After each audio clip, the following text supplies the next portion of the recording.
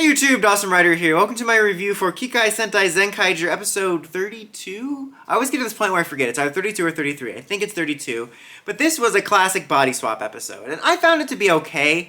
The body swap thing is something I feel like we do almost every year. We literally just did one in Dino Fury, so it's kind of a trope I'm a little bit sick of. It can certainly lead to some fun scenarios, which this episode did, but oddly enough, it fell into a couple of the same little pitfalls that I didn't like about the Dino Fury body swap episode.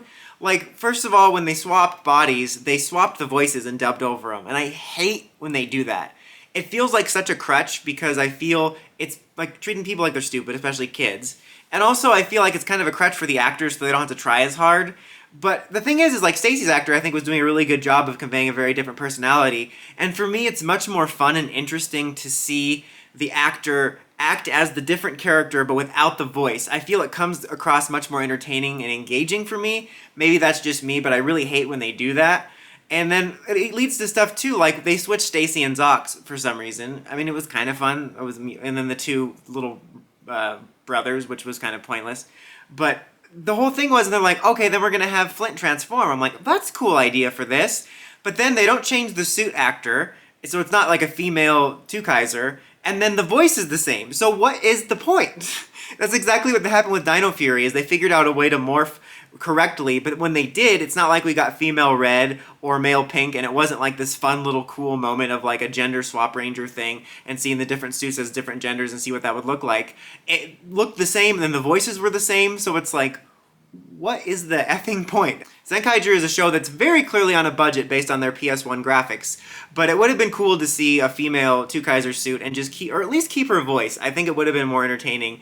When we start the episode, you have, Stacy in his classic scenario we've seen 50,000 times of him attacking Kaito after he says something nice about him. And then we have the monster of the week, which is called Flip World. And it's funny because I feel like this happens to Stacy a lot too, where he's in the middle of something and the monster of the week will get in his way. And that's what's happening. And the monster is like, you're getting in my way. So that's when he swaps them. And Kaito does this dumb thing where he thinks that they're going to switch back if they bump heads, but he's also really excited that he got the blaster back because Stacy had stolen the blaster back during battle.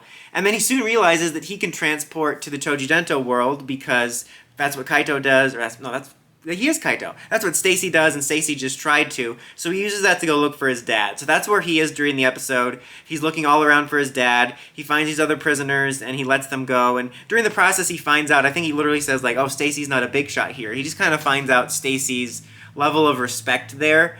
And he uses a couple of the Sentai summonings to help him. He uses, I think, Science and Patrol, which is like the police officer Sentai type deal. And he can't find his dad anywhere. He gets to see who the big boss is. And it's kind of funny because they know who the intruder is. And he's like, well, now that I'm outed, I guess it's time to get out of here. And he just runs, which is kind of funny. So that's what he's doing. And then Stacy just gets a kind of a taste for how beloved Kaito is by his friends and the neighborhood children.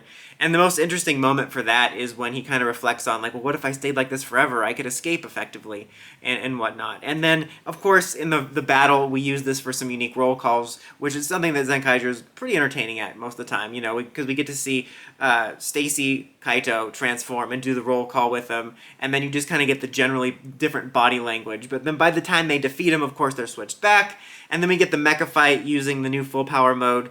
And again, much like last week, the way they do it did offer an opportunity for a unique mecha battle. It was really kind of fun with the weird Doctor Strange effects, but the CG looks so bad.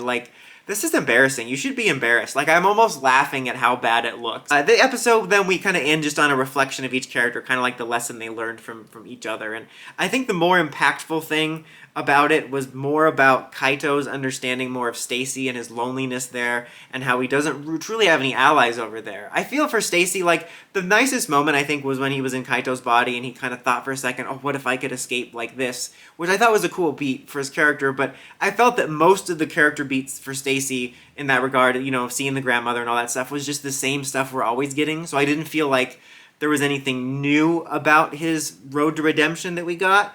But I thought there was some nice moments within it, and I think the most meaningful thing was about Kaito's understanding there. And it was wisely used, because it was for fun, but they did use it for some character stuff. And also, Kaito looking for his dad was a smart play, and I think the fact that he couldn't find him will likely lend credence to people's theories that his dad is Hawkeizer, so we'll have to see. But overall, solid-ish episode. I would give it a 3 out of 5. Next week's looked pretty obnoxious. I don't know. It could end up being fun. Not sure. But what did you guys think of this body swap episode compared to the Dino Fury one? Let me know in the comments as always. Until next time, remember to like, comment, subscribe, and climb the steps and ring that bell so you get more notifications for videos like this and more. Dawson Ryder, signing out.